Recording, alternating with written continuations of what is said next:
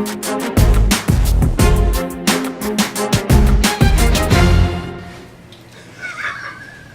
question of what drug addiction looks like in the future is massively important.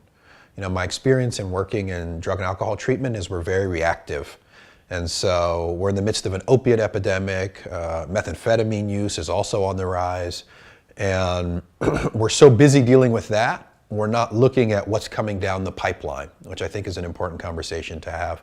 I see addiction working in relation to social phenomenon and social systems, things that are happening in the world around us. I think the biggest thing that's happening in the world around us, the biggest event of our time, is the rise of technology and the complexity of human urban life.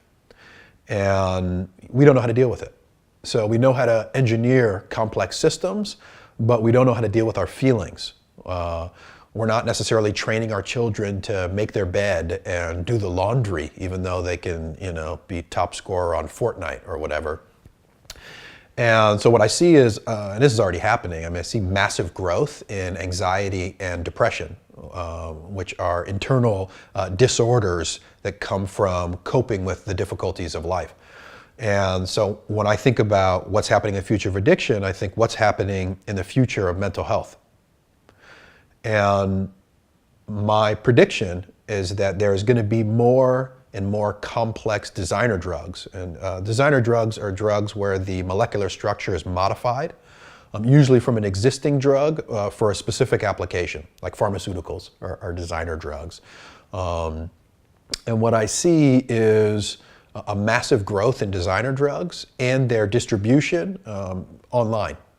And so if you go online right now and you look up how many different kinds of drugs there are, that list is growing rapidly, right? Probably every month. More and more drugs are coming out and their recipes are available.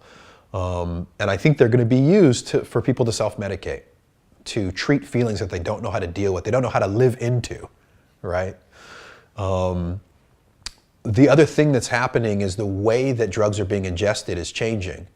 There's been, you know, maybe 7 different routes of ingesting drugs for the last 100 years.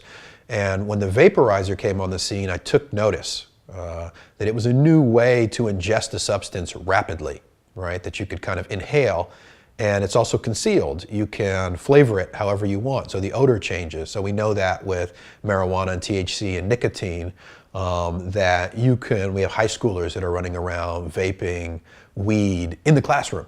And nobody knows, nobody smells it, right? And so you can completely conceal it. Now, you can also vape methamphetamine. You can also vape dimethyltryptamine. In fact, you can vape anything that's water soluble. So you can imagine the mix that you can see on the horizon, us clever human beings, all of these designer drugs, all of these mental health problems, and having a way to ingest them that's hidden, difficult for police officers and authorities to detect, parents, etc. So I see there's a lot of complexity on the horizon, and I see nobody talking about it.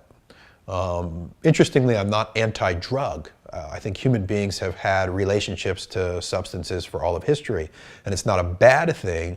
The question is how we collectively deal with our relationship to drugs and alcohol, which is a really deep question.